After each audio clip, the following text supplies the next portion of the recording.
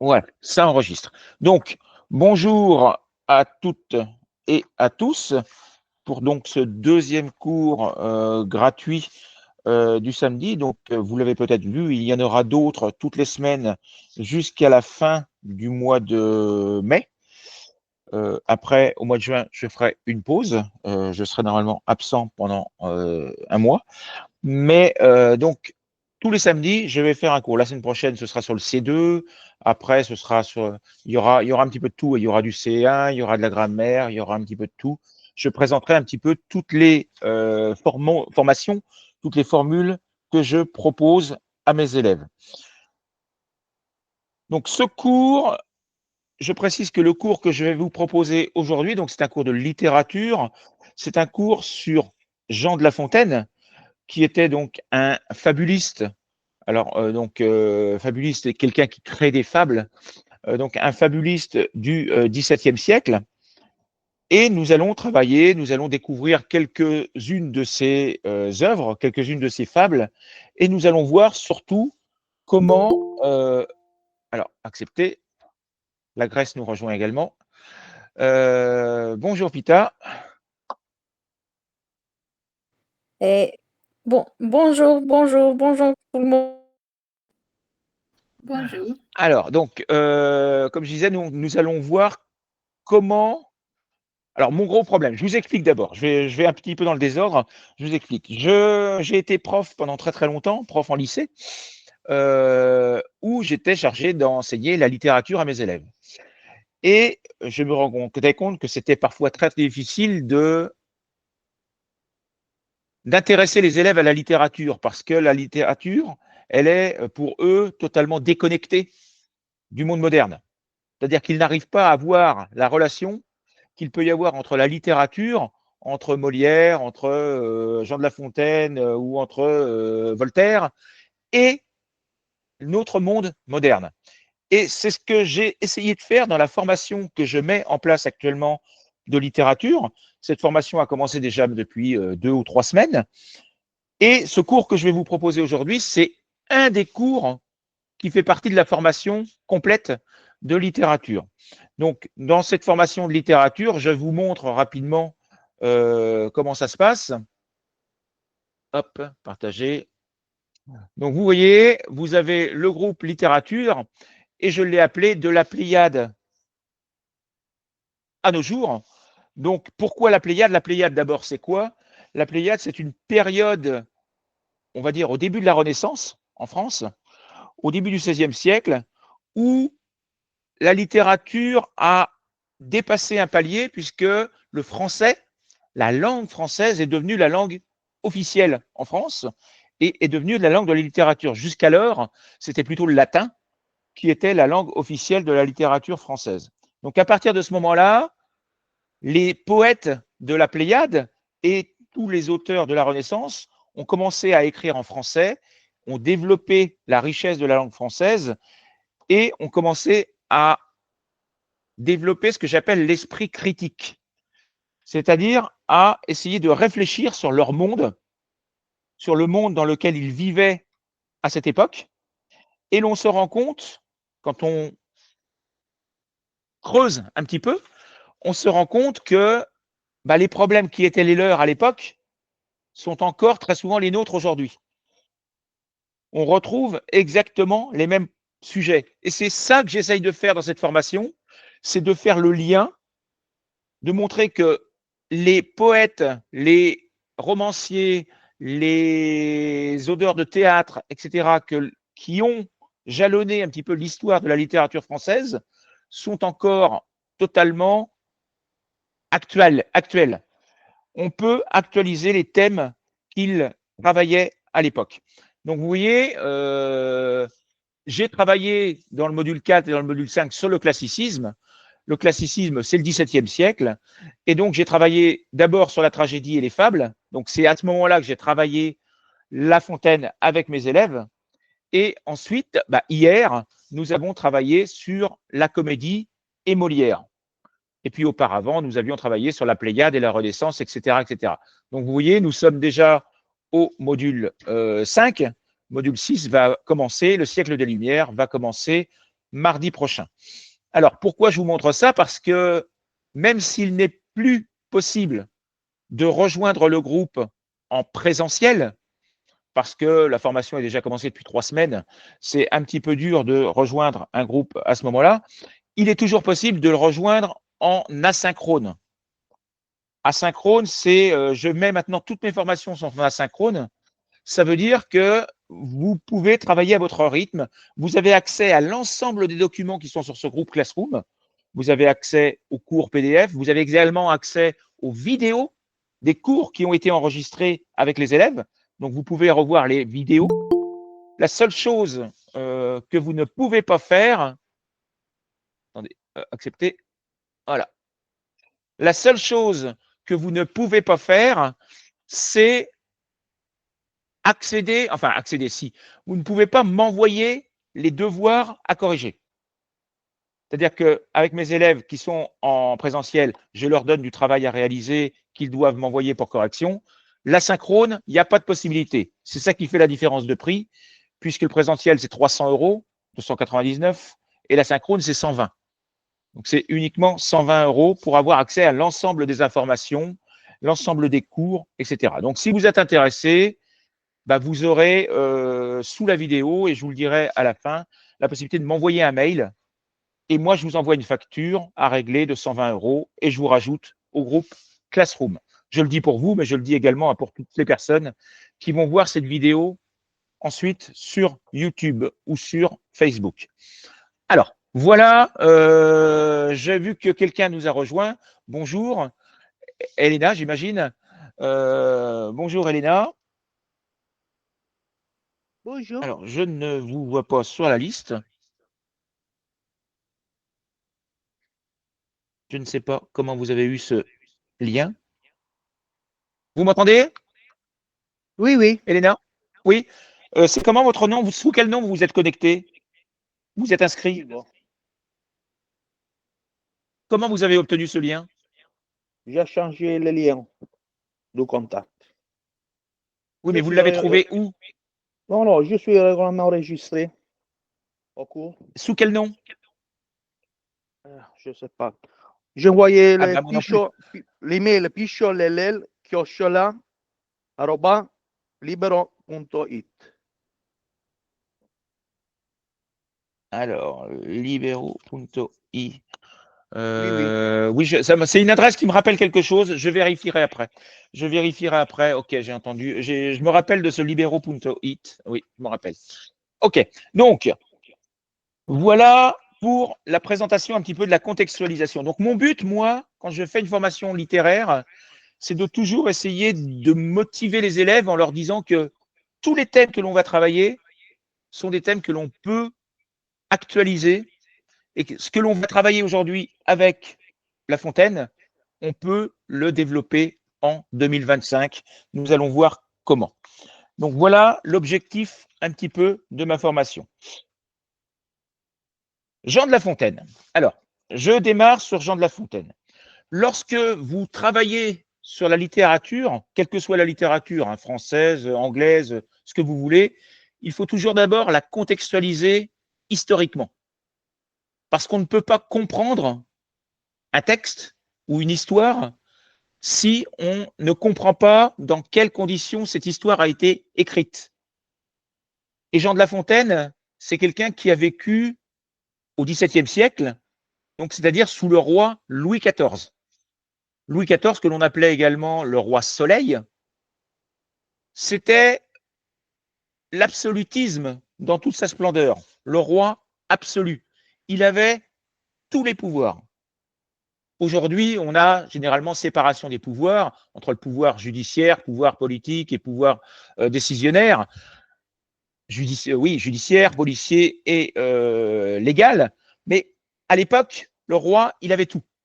Il avait l'ensemble des pouvoirs. Et donc, les écrivains de cette époque-là devaient respecter certaines règles.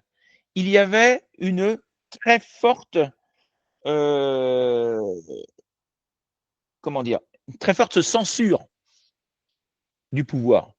Il n'était pas possible d'écrire ou de publier ce que l'on voulait. il y avait toujours les censeurs, c'est-à-dire toutes les personnes qui gravitaient autour du roi, qui vérifiaient si les publications respectaient les règles, si les publications respectaient le roi, si les publications respectaient la noblesse. Donc il y avait énormément de censure et c'est une époque où critiquer le pouvoir était extrêmement dangereux. Je vous donne un cas qu'on a travaillé donc la dernière fois avec mes élèves, Molière. Molière, par exemple, si on prend comment dire, des pièces de théâtre comme Les Fourberies de Scapin ou comme Le Misanthrope ou comme Tartuffe, il a été obligé de les réécrire plusieurs fois avant qu'elles soient publiées. Parce qu'il y avait toujours quelque chose qui ne convenait pas au pouvoir. Donc Tartuffe, il l'a écrit, je crois, 3 ou 4 fois avant que ce soit publié. Donc il y avait vraiment une censure énorme à l'époque. J'en reviens à La Fontaine. Alors pourquoi La Fontaine a-t-il pu écrire ses fables? Tout simplement parce qu'il il ne faisait pas référence à des hommes en particulier. Il n'a jamais cité d'hommes en particulier. Il n'a pas dit le roi est méchant. Il n'a pas dit les nobles sont méchants. Il n'a pas dit etc., etc.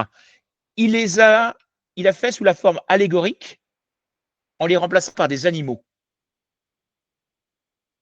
Et donc il a mis toutes ces fables, ou presque toutes ces fables. Il y a quelques fables où ce sont des hommes, mais ce sont généralement des agriculteurs, par exemple le laboureur et ses enfants. Mais dans 99% des cas, ce sont des animaux. Et on a plusieurs types d'animaux. On a le lion, c'est évidemment le roi. Le lion qui est à la fois tout-puissant, mais sage, c'est la sagesse. Il ne faut surtout pas critiquer le roi, c'est la sagesse. Il y a tous les animaux qui gravitent autour du lion, comme par exemple le loup. Le loup, ça représente le noble, et le loup, c'est vraiment le profiteur, celui qui profite de tout, celui qui va profiter des pauvres. C'est vraiment le méchant dans toute sa splendeur, le loup. Vous avez le renard qui, lui, est l'intelligent, le futé, qui va profiter des autres. On le retrouve, par exemple, je ne sais pas si vous connaissez cette fable, on va la lire tout à l'heure, le corbeau et le renard. Le renard profite de l'incrédulité, de la bêtise du corbeau pour lui voler son fromage.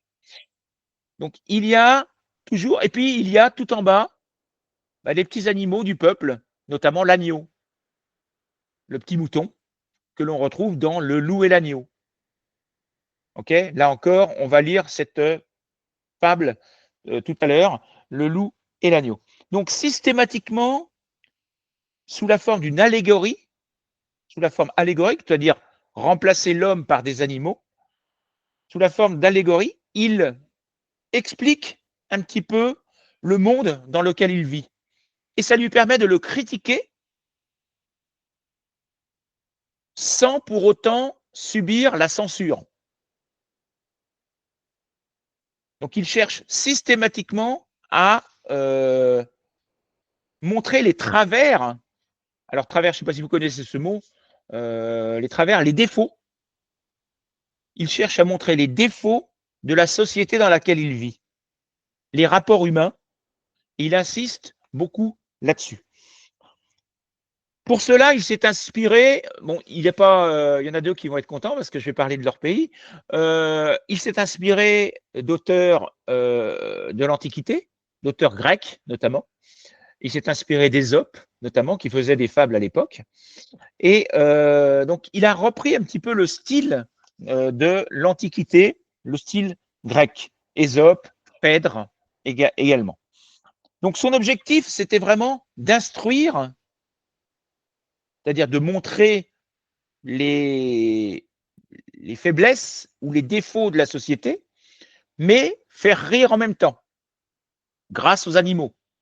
Donc, son but, c'était vraiment de s'adresser à l'ensemble de la population, les adultes comme les enfants.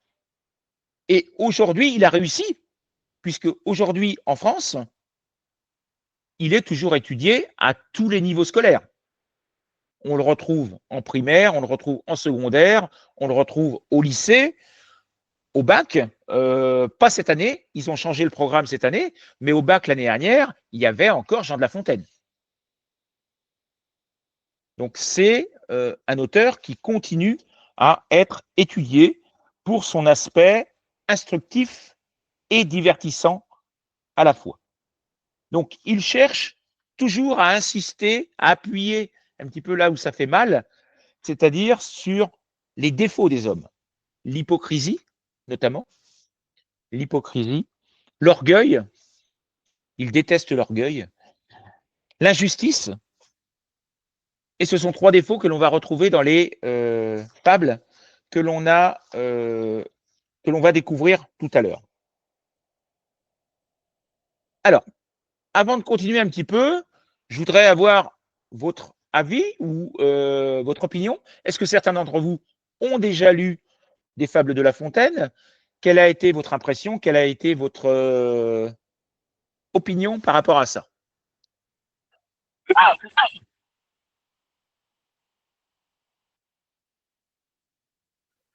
Non, personne n'a lu La Fontaine? Et, Oui, Pita. Oui. et moi, je lus la fable le corbeau et le renard. Oui. J'ai bien apprécié le style poétique et la langue, mais aussi il y a cette lucidité d'esprit, une sorte de perspicacité particulière, je pourrais dire. Et la manière dont lui, il broche le portrait de ces animaux, euh, c'est comme une peinture, disons. C'est comme si nous, c'est une écriture filmique, comme si c'est quelque chose qu'on peut vraiment ressentir. C'est très direct, très, très immédiat. Il y a une vivacité extraordinaire. C'est ça qui m'a beaucoup plu à l'écriture de La Fontaine. Ok. Très bien. Très, très bien. Les autres? Moi, moi, Oui, vas-y, par Natalia. exemple, j'en ai lu une. Je ne me rappelle pas son nom, mais il s'agit d'un loup et d'un petit agneau. Agneau, oui, le loup et l'agneau, oui, le loup et l'agneau, on va Oui, en parler oui, tout à l'heure, oui. oui, on a analysé cette fable et selon moi, cet auteur aborde des questions éternelles, je dirais. Voilà, voilà, voilà. Et Oui, c'est là-dessus que je veux surtout insister, c'est sur cette éternité, sur cette intensité des thèmes qui sont évoqués dans ces fables que l'on retrouve aujourd'hui, de nos jours. Oui, Robert? ils sont pour toujours, oui. Ouais. J'ai un livre en anglais, mais il y a longtemps que je l'ai lu. Alors, mais j'aime bien les histoires comme ça, les petites histoires et les leçons en fait. Mmh. Alors, c'est ça qui est bien dans la poésie, dans les fables, c'est qu'à la fois, vous l'avez vu, il y a cet esprit ludique, cet esprit amusant. C'est marrant de voir ces petites histoires, donc qui plaît aux élèves les plus jeunes. Et puis cet esprit beaucoup plus acerbe, cet esprit beaucoup plus critique de la société que l'on peut étudier avec des élèves beaucoup plus âgés. À tel point, je vous l'ai dit, que pour des élèves qui veulent passer le bac, donc des élèves de 17 ans, l'année dernière, il y avait La Fontaine au programme. Donc, on voit bien que c'est quand même un sujet qui peut être traité de manière très, très développée, qui permet de critiquer la société dans son ensemble. D'autres remarques? Oui, Lauriane. Ah oui, en fait, je voudrais juste dire que j'ai trouvé très intéressant dans les personnages, par exemple, l'aspect ironique et opportuniste que, par exemple, l'auteur fait avoir le renard, par exemple. Je trouve qu'il est très Oui. opportuniste. Ah, il est Donc, très, très rusé. Il est très, très rusé, oui. voilà, et nous avons beaucoup de personnes dans la société qui sont comme ça.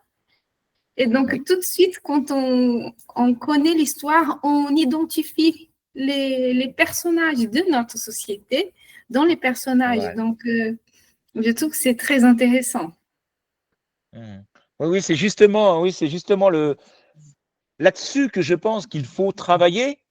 Bon, je sais pas si, je sais que certains d'entre vous, j'en connais quelques-uns parmi vous, qui sont profs, mais je sais que c'est quelque chose qu'il faut essayer de travailler, je pense, avec les élèves pour les intéresser, leur montrer que la littérature, elle est éternelle et que un sujet qui était d'actualité au XVIIe siècle le sera peut-être d'une manière différente, mais le sera aujourd'hui. Quand on voit, par exemple, le bourgeois gentilhomme, quand on voit, alors le bourgeois gentilhomme, c'est Molière, hein, mais quand on voit le bourgeois gentilhomme de Molière, on voit aujourd'hui cette idée du paraître, c'est-à-dire l'image que l'on apporte aux autres, que l'on retrouve dans les réseaux sociaux. Dans les réseaux sociaux, aujourd'hui, on veut apporter la meilleure image possible de soi, bah, que l'on retrouve, cet esprit, on le retrouve dans Molière à l'époque. Donc, il y a toujours moyen de travailler sur des thèmes universels et des thèmes intemporels, quelle que soit la littérature que l'on étudie. Et c'est ça qui est intéressant. C'est ça qui est très, très intéressant. Et Exactement. justement, Molière…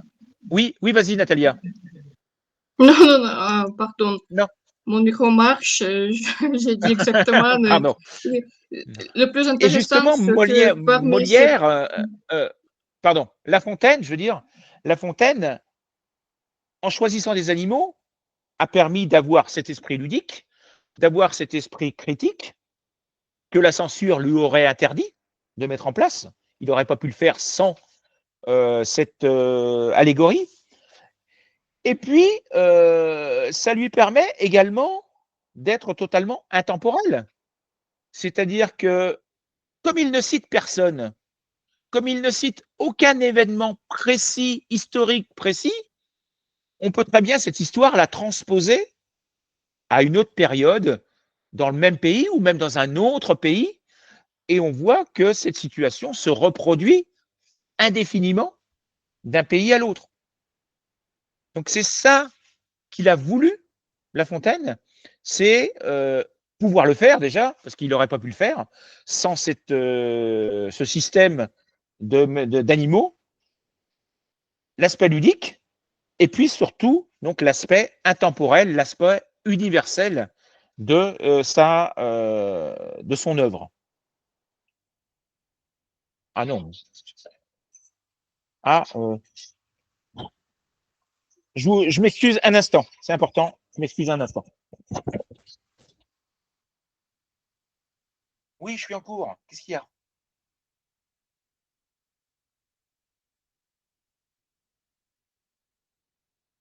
Bah, avec tout ce que tu as fait, oui, c'est possible. Oui. Ouais. Désolé. Donc, oui, où est-ce que j'en étais? Donc, oui, je disais, c'était cet aspect totalement intemporel, cet aspect universel de la fable de Jean de La Fontaine. Alors, d'autres questions, d'autres remarques?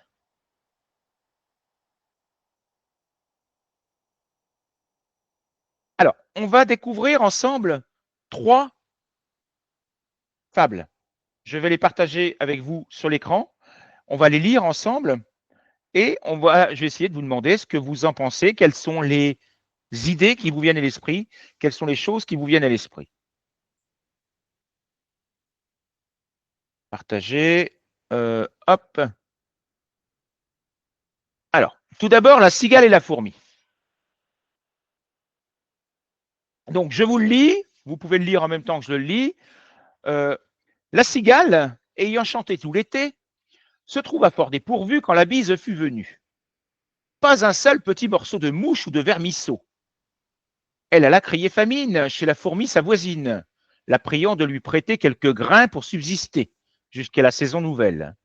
Je vous paierai, lui dit-elle, avant l'août, foi d'animal, intérêt et principal. La fourmi n'est pas prêteuse, c'est là son moindre défaut. Que faisiez-vous au temps chaud, dit-elle à cette emprunteuse. Nuit et jour, à tout venant, je chantais, ne vous déplaise. Vous chantiez, j'en suis fort aise. Eh bien, dansez maintenant. Alors, qu'est-ce que ça vous inspire, cette... Alors, je le mets un petit peu plus petit pour qu'éventuellement vous puissiez la relire en entier si vous y arrivez. Voilà. Vous avez tout sur l'écran, là. Donc, je vous laisse éventuellement la relire si vous le souhaitez. Et si vous deviez analyser le contenu de cette fable, quelles sont les idées qui vous viennent à l'esprit? Qu'est-ce qu'il critique dans cette pièce, dans cette fable? Oui, Pita. Et on critique la paresse Oui. et par rapport à la productivité, par rapport au travail dur, méthodique. Oui, Très bien, très très bien. Donc la paresse, l'insouciance, se dire on verra demain comment ça se passera, mais aujourd'hui je profite, profiter du jour et sans se poser de questions sur l'avenir. Voilà. Donc ça, en effet, c'est le thème. En quoi ce thème, oui, alors je ne sais pas si d'autres personnes ont une opinion à donner sur cette. Alors d'abord, avant de peut-être développer, est-ce qu'il y a des choses que vous ne comprenez absolument pas dans cette fable? Il n'y a pas de problème, hein. Ça pourrait être normal. Si je vous dis, par exemple, la cigale ayant chanté tout l'été se trouva fort dépourvue quand la bise fut venue. C'est quoi la bise? C'est pas un bisou, hein. Ça n'a rien à voir avec le bisou, hein. Donc je le mets un peu plus grand si vous voulez. Donc quand la bise fut venue, c'est quoi la bise?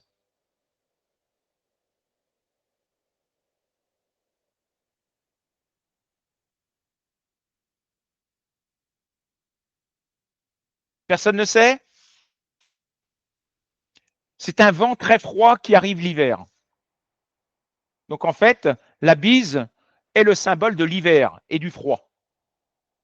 Le froid arrive, la cigale a chanté tout l'été, et donc elle se retrouve dépourvue, c'est-à-dire sans rien, alors que l'hiver arrive. Elle n'a plus rien à manger parce qu'elle n'a rien fait. Donc, pas un seul petit morceau de mouche ou de vermisseau. Un vermisseau, c'est un petit ver de terre. Donc, elle a crié famine, elle a demandé à la fourmi sa voisine, de lui prêter un peu de grains pour manger. L'août. Alors, vous voyez qu'il y a aussi une difficulté, c'est que la manière de s'exprimer, la manière d'écrire, le vocabulaire, l'orthographe ont changé en 400 ans. Août, c'est le mois d'août que l'on écrit aujourd'hui A-O-U-T.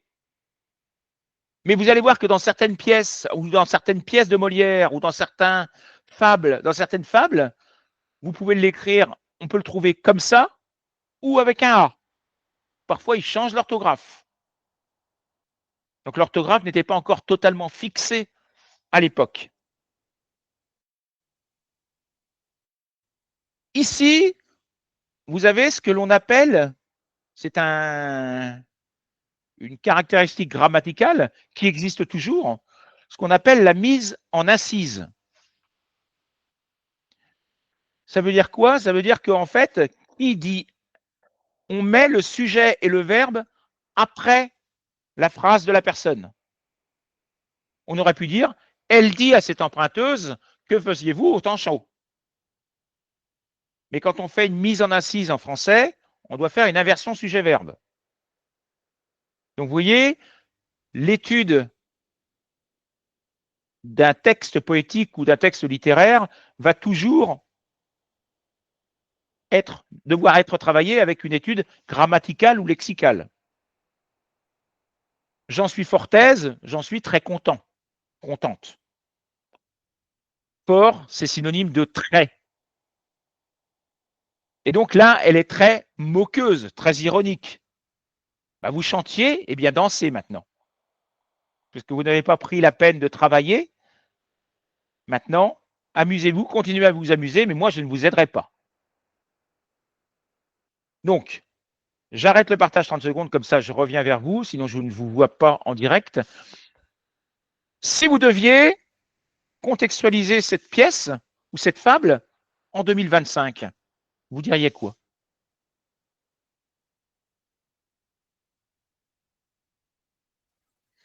Et moi, je dirais qu'il nous faut travailler pour survivre, et même il faut préparer des choses à temps, préalablement, pour survivre. C'est ça, c'est une leçon morale. Alors, c'est une leçon morale. De toute façon, il y a toujours une morale dans une fable, mais en effet, la moralité, c'est, selon lui, il faut travailler. Il faut travailler pour vivre. Et aujourd'hui, en 2025, cette morale est souvent inversée, puisque notamment chez les générations les plus jeunes, les générations Z, ont plutôt tendance à dire il faut travailler pour vivre et pas vivre pour travailler. Ils vont dire on travaille uniquement dans le but d'avoir des loisirs. Alors que à l'époque, c'était vivre avec un seul but, travailler. Aujourd'hui, quand on voit ce qui se passe dans certains pays, comme la France notamment, où certains partis politiques ou certains groupes politiques veulent absolument réduire le nombre d'heures de travail. En France, vous avez des partis politiques qui réclament 28 ou 30 heures de travail par semaine. Vous avez beaucoup d'entreprises qui sont en train de mettre en place un système de 4 jours par semaine de travail au lieu de 5. De plus en plus d'entreprises mettent ça en place. Donc, vous voyez, il y a cette notion qui a évolué. Molière, je veux absolument travailler ce Molière. La Fontaine insiste sur cette notion de il faut travailler, que l'on retrouve dans une autre de ses fables qui est Le laboureur et ses enfants. Je ne sais pas si vous connaissez cette fable, Le laboureur et ses enfants.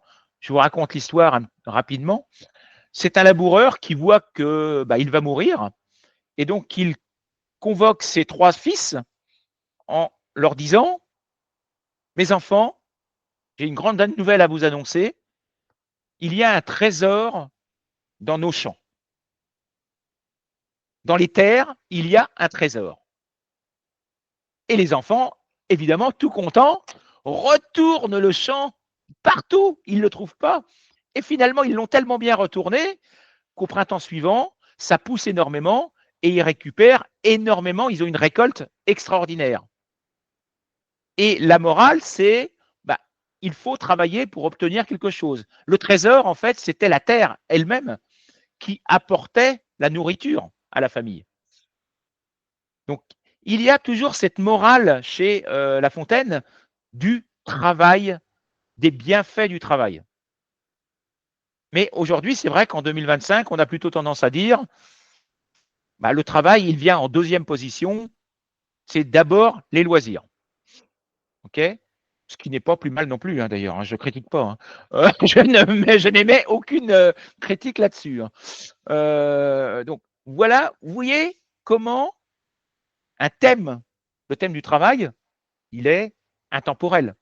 On peut très bien continuer à le travailler aujourd'hui et voir, réfléchir faire un débat sur pour ou contre enfin pas contre le travail, il faut travailler à un moment donné, mais est-ce que le travail est essentiel?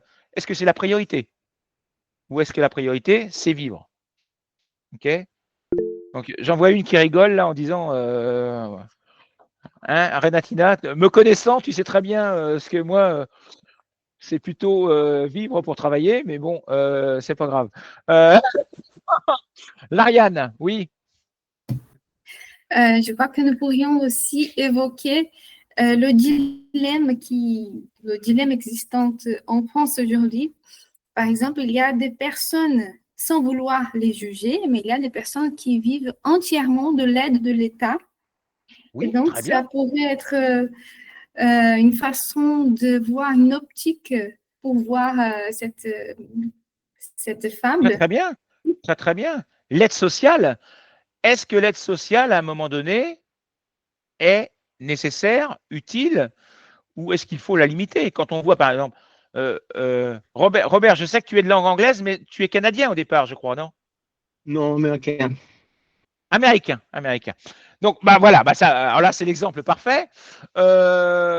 Américain, tu travailles pas, t'as rien. Amérique, si tu travailles pas, t'as pas d'aide sociale.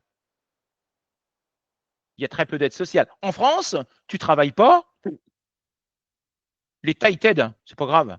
On va te donner de l'argent. On va te donner du chômage, on va te donner des aides sociales, etc., etc. Et en effet, aujourd'hui, il y a beaucoup de gens qui profitent du système, qui connaissent les règles, qui travaillent le minimum possible pour ne jamais travailler ou pour ne jamais avoir à travailler et qui récupèrent uniquement les aides sociales. Donc ça, c'est en effet, Lauriane, tu as raison, un thème très actuel, très actuel. Il y a beaucoup de pays, l'Angleterre notamment, qui revient sur ce système et qui dit non, on n'aide pas. Vous voulez pas travailler, vous gagnez rien. Vous débrouillez. Donc, tout dépend, en effet, des pays. Très bien.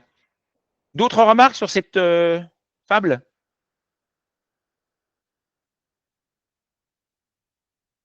Alors, on va en lire une deuxième. On va découvrir une deuxième. Vous en avez parlé tout à l'heure. On va partir sur, voilà, sur celle-là. Le loup et l'agneau. Donc, l'agneau étant le petit mouton. Hein. Si vous ne connaissez pas ce mot, c'est le jeune mouton. La raison du plus fort est toujours la meilleure. Nous l'allons montrer tout à l'heure. Un agneau se désaltérait dans le courant d'une onde pure. Un loup survient à jeun, qui cherchait aventure, et que la feinte en ces lieux attirait. Qui te rend si hardi de troubler mon breuvage, dit cet animal plein de rage. Tu seras châtié de ta témérité. Sire, répond l'agneau, que votre majesté ne se mette pas en colère, mais plutôt qu'elle considère que je me vas désaltérant dans le courant, plus de 20 pas au-dessous d'elle, et que par conséquent, en aucune façon, je ne puis troubler sa boisson. Tu la troubles, reprit cette bête cruelle, et je sais que de moi tu médis l'an passé. Comment l'aurais-je fait si je n'étais pas né? Reprit l'agneau. Je tette encore ma mère. Si ce n'est toi, c'est donc ton frère. Je n'en ai point. C'est donc quelqu'un des tiens, car vous ne m'épargnez guère, vous, vos bergers et vos chiens. On me l'a dit, il faut que je me venge. Là-dessus, au fond des forêts, le loup l'emporte et puis le mange, sans autre forme de procès. C'est horrible, hein, je sais. C'est horrible. Mais... Là, vous voyez, contrairement à la fable de tout à l'heure, vous chantiez, j'en suis fort aise, et bien dansez maintenant. Ici, nous avons la morale qui se trouve dès le début, dès la première ligne. Il nous prévient dès le début. La raison du plus fort est toujours la meilleure.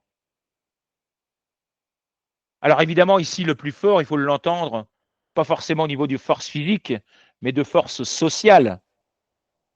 Le plus puissant gagne toujours. Est-ce que vous avez l'impression que ça a beaucoup changé aujourd'hui?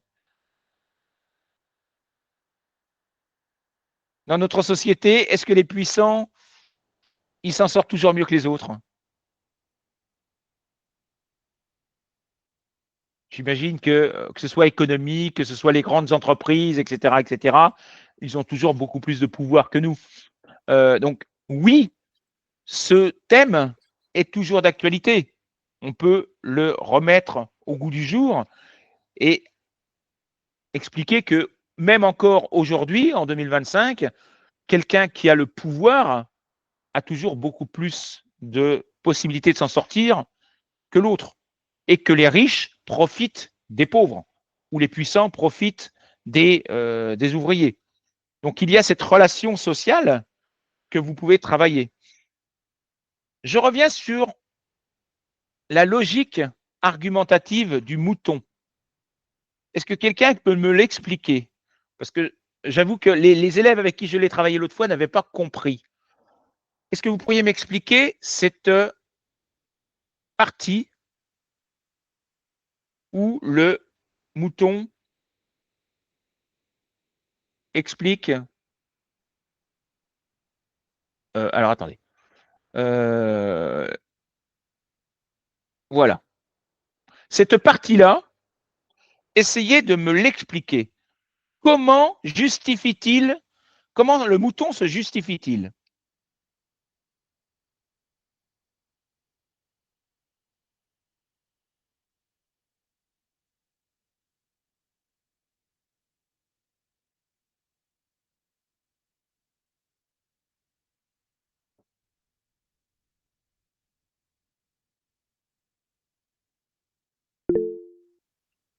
Oui, Elena. Natalia, pardon.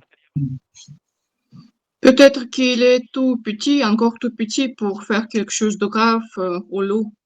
Non, c'est pas ça.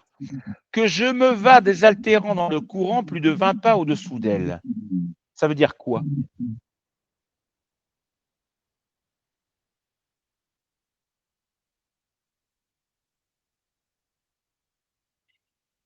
Imaginez une rivière. Il y a du courant. Si je suis au bas de la rivière et que je bois dans l'eau, le loup qui est plus haut dans le courant, il n'est pas gêné par l'eau que je bois, parce que l'eau ne remonte pas le courant. Et l'agneau lui dit tout simplement, je suis plus bas que vous, donc je ne peux pas boire votre eau, puisque vous, vous êtes en train de boire plus haut que moi. Donc votre excuse n'est pas valable. Donc je me vas plus de 20 pas. Le pas ici, il ne faut pas l'entendre, il faut le comprendre dans le sens un pas, c'est-à-dire en gros 20 mètres. Je suis 20 mètres plus bas que vous dans la rivière. Donc je ne peux pas boire votre eau. C'est pas possible. Se désaltérer, c'est boire. Et vous remarquerez qu'il parle au loup à la troisième personne du singulier. Votre majesté. Elle, c'est le loup. C'est la majesté. Et vous remarquerez aussi que dans toute allégorie, les animaux portent systématiquement des majuscules. Votre majesté, elle, etc. L'agneau. Là encore, on voit que c'est une allégorie grâce à ça. Donc ça veut dire que La Fontaine, quand il écrit ça, il fait référence à des hommes. L'agneau, c'est évidemment l'éleveur de moutons ou l'agriculteur ou le fermier. Et donc, le loup, c'est le noble qui profite de la situation. Je vous rappelle quand même une petite caractéristique, enfin une caractéristique historique de la société de l'époque. Vous avez 3 groupes sociaux à l'époque. Vous avez la noblesse, le roi et la noblesse, qui ont tous les pouvoirs. Ils ne payent pas d'impôts. Et c'est au contraire, donc, le peuple qui paye des impôts aux riches. Il y a le clergé qui lui aussi lui non plus ne travaille pas et qui demande lui aussi des impôts aux pauvres. Donc les pauvres sont les seuls à travailler dans la société de l'époque et ils payent des impôts à tous les autres pour que eux, les autres puissent vivre. C'est-à-dire la noblesse prend les impôts des pauvres pour vivre et le clergé prend des impôts des pauvres pour vivre. Mais eux ne travaillent pas. Le clergé, il est chargé donc, de l'aspect religieux et de l'aspect éducatif. L'école est sous la responsabilité du clergé à l'époque. Et la noblesse, elle est chargée d'une seule chose, la guerre. C'est la seule chose qu'elle doit au roi. Répondre à ses appels en cas de guerre. C'est tout. Le reste du temps, ils ne font rien. Okay, ils s'amusent, ils font des joutes, etc., etc., des combats pour s'amuser, mais ils ne travaillent pas. Les seuls à travailler, c'est le peuple, qui représente 97% de la population.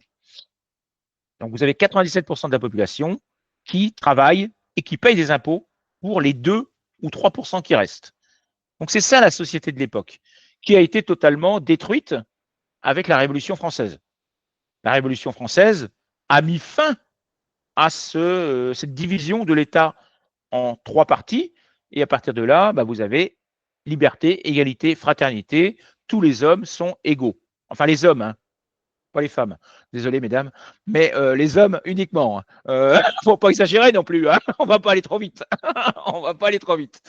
Donc, ce sont les hommes uniquement. Oui, Natalia. Non? T'avais pas levé la main? Non? Ah non, pardon. Non. C'était tout à l'heure. Il était resté allumé depuis tout à l'heure. Il était resté allumé tout à l'heure. Donc, vous voyez, là encore, un sujet très actuel sur la surpuissance. Même si les hommes sont égaux en droit en France en 2025, on voit que dans la réalité, il n'y a pas réellement égalité. Les inégalités en France n'ont jamais été aussi fortes dans tous les domaines, dans le domaine éducatif. On dit beaucoup, ça souvent, j'entends souvent des élèves me dire « Ah oui, mais la France, c'est le pays de Voltaire, c'est le pays de l'égalité, l'école est publique, l'école est libre, l'école est égalitaire pour tout le monde. » C'est totalement faux. Il n'y a pas plus inégalitaire que l'école française. Il y a énormément d'inégalités dans l'école française. Inégalités liées à l'argent, liées au statut social. Si vos parents sont avocats ou médecins, vous allez aller dans de bien meilleures écoles que si vos parents sont agriculteurs ou ouvriers. Il y a l'aspect régional. Si vous êtes en campagne, ça va être beaucoup plus compliqué qu'en ville parce que vous n'avez pas accès aux mêmes services. Il y a des aspects sociaux. Un enfant qui arrive chez lui, qui a ses 5-6 frères et sœurs, qui doit travailler dans la cuisine, etc., n'a pas les mêmes moyens, qui n'a pas d'ordinateur, qui n'a pas… Il y a les aspects technologiques. Contrairement à ce que vous pourriez penser, en France, il y a encore plein de régions où il n'y a pas Internet. Il y a des campagnes, des villages en France où il n'y a pas Internet. Et donc, ça veut dire pas de télétravail, pas de travail, pas d'école à la maison, etc., etc. Pendant la crise sanitaire, il y a des enfants qui ont été abandonnés pendant 2-3 mois. Ils n'avaient plus cours. Il n'y avait pas Internet. Vous ne pouvez rien faire. Et ça existe encore aujourd'hui. Hein. Ça existe encore aujourd'hui. Il y a un village pas très loin de chez moi, téléphone passe pas. Il n'y a pas de téléphone. Il faut sortir du village, aller en haut du village, au niveau de l'église, pour pouvoir utiliser son téléphone portable. Parce que ça ne passe pas. On est en France. Donc, c'est très, très inégalitaire, le système français, le système éducatif, le système administratif, etc. C'est catastrophique. Le système du travail, c'est extrêmement inégalitaire. Donc, c'est vraiment un thème toujours d'actualité.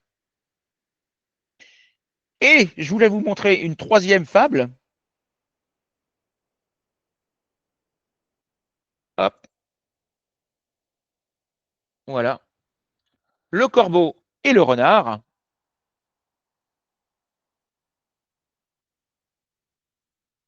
Maître Corbeau, sur un arbre perché, tenait en son bec un fromage.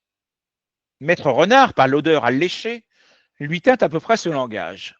« Eh, bonjour, monsieur du Corbeau. Que vous êtes joli, que vous me semblez beau. Sans mentir, si votre ramage se rapporte à votre plumage, vous êtes le phénix des hôtes de ces bois. » À ces mots, le corbeau ne se sent pas de joie, et pour montrer sa belle voix, il ouvre un large bec, laisse tomber sa proie. Le renard s'en saisit et dit « Mon bon monsieur, apprenez que tout flatteur vit aux dépens de celui qui l'écoute. Cette leçon vaut bien un fromage, sans doute. Le corbeau, honteux et confus, jura, mais un peu tard, qu'on ne l'y prendrait plus. Alors, il y a certainement un mot que vous n'avez pas, que vous ne connaissez pas et qui pose problème lors de la compréhension, c'est le mot ramage. C'est quoi le ramage?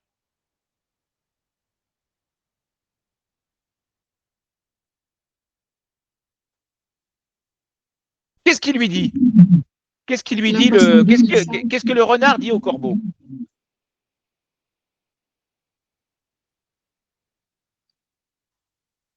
Il lui dit qu'il est joli, il lui dit qu'il est beau,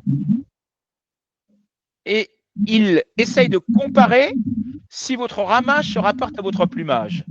Donc ça veut dire que si votre ramage est aussi beau et aussi joli que votre plumage, c'est-à-dire que vos plumes, qu'est-ce qu'il veut lui dire avec le mot ramage? Qu'il a peut-être une belle voix, qu'il chante bien. Voilà, voilà.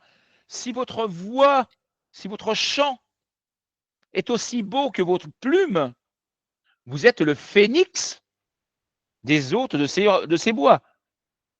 Et c'est pour ça que le corbeau, tout content, veut montrer qu'il chante bien. Et donc, il ouvre le bec.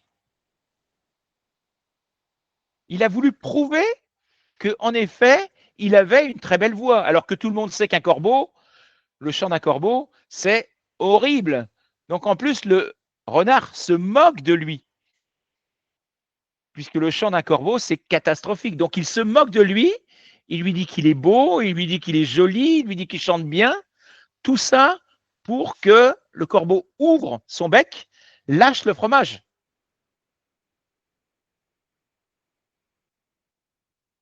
Donc, vous voyez, alors là, il critique la société de son époque.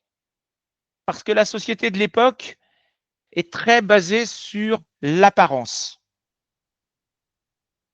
Il faut être le plus beau, il faut être le plus riche, il faut être le mieux habillé. C'est la cour du roi. Le roi, à l'époque, je vous l'ai dit, il a tous les pouvoirs. Et le roi, on essaye à tout prix d'être dans ses petits souliers, comme on dit à l'époque. Je ne sais pas si vous connaissez cette expression. Être dans les petits souliers de quelqu'un, c'est être le favori, le chouchou du roi. D'accord? On cherche à être dans les petits souliers du roi, c'est-à-dire qu'on cherche à être son chouchou. Parce que le roi, il dépense sans compter. Le roi, quand il aime bien quelqu'un, il lui donne tout. Il lui donne un château, il lui donne des bois, des forêts, etc., etc.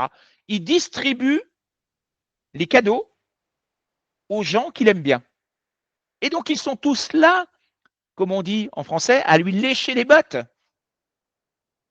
Ils sont tous là à lui lécher les bottes pour être celui qui va obtenir le château, qui va obtenir, etc. Donc, il critique cette société où l'image est importante, l'hypocrisie. L'hypocrisie de l'époque où on veut montrer quelque chose qui n'est pas vrai. On veut absolument apporter une belle image de soi que l'on retrouve aujourd'hui avec les réseaux sociaux. Aujourd'hui, les réseaux sociaux, on ne va pas se montrer en train de manger des pâtes. On va se montrer dans un restaurant, au bord de la mer, avec une belle voiture devant, etc., etc. Donc, on veut toujours montrer le meilleur de soi-même. Donc ça, c'est encore une critique de la société de l'époque, mais que l'on peut transposer en 2025. Est-ce que vous avez des réactions par rapport à cette troisième table?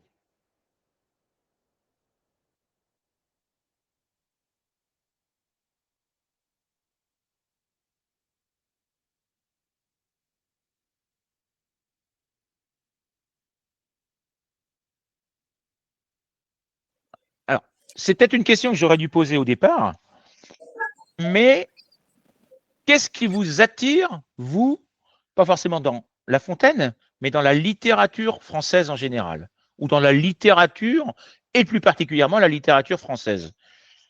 Est-ce qu'il y a des auteurs qui vous ont interpellé, qui sont sortis du lot un petit peu et qui vous ont fait aimer la langue française?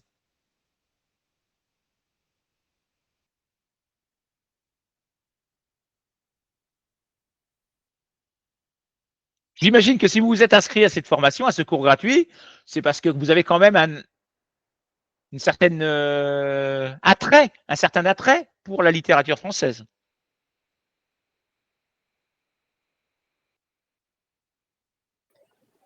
Et moi, personnellement, j'aime bien la littérature française parce que, par exemple, à travers Balzac, on peut voir, ou Zola, on peut voir toute la société, tous ces mécanismes de la société moderne.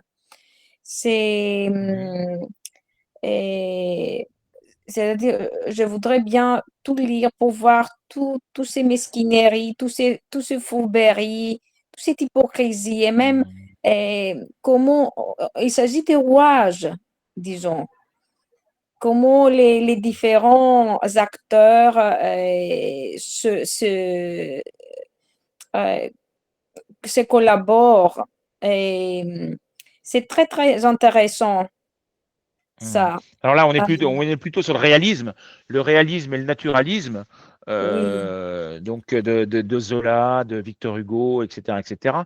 Et, Oui, c'est une autre période de la littérature, mais qui, elle aussi, nous montre tous les qu'on peut tout à fait actualiser et adapter à notre société moderne. Oui. et en même temps, j'aime bien les romans policiers, c'est-à-dire ou encore parce qu'on cherche quelque chose. Ouais, Et il y a le d'accord. suspense. Et dans toute la littérature française, il y a le suspense parce que c'est ça qui nous pousse à continuer à avancer l'histoire. Mais l'idée du suspense est beaucoup plus frappante dans le roman policier. Mhm. Et- Je peux te poser une question. c'est ça. Je peux te poser une question. Tu es prof ou pas? Oui, genre, Ouais. j'ai fait des études de littérature française, Oui, mais je me doutais un petit peu quand même. Je me doutais un petit peu quand même. Il y avait un vocabulaire oui, assez spécifique quand même, qui montrait quand même oui, une certaine parce que connaissance. Oui. monsieur Bruno, j'apprécie beaucoup votre effort. Et moi, je suis grecque, je n'ai jamais Oui, je voyagé sais, en oui, je sais, oui, France. oui. Je te Euh, vois souvent passer sur le site, oui. Oui, je n'ai jamais voyagé en France, je n'ai jamais vécu en France parce qu'il y avait des raisons personnelles. J'ai des problèmes de santé, je ne peux pas voyager, tout ça. Mais j'aime bien lire et avoir un contact avec et le français authentique. Et vous m'aidez beaucoup à avoir cette approche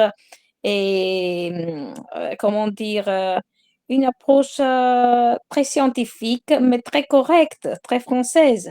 Et je l'apprécie beaucoup. Vous êtes extraordinaire, je peux dire. Je Oh vous là là, arrête, félicite. arrête, Je vous stop. félicite. Non, non, non, vous faites un très bon travail. Vous faites un très, très bon travail. Merci, merci. Ça m'arrangerait s'il y avait plus de monde qui pensait la même chose, mais ça m'arrange. C'est bien. Si. Alors, bon, on va. Est-ce qu'il y a d'autres personnes qui veulent réagir par rapport à la littérature? Pas par rapport à moi, hein, par rapport à la littérature. Oui, Natalia.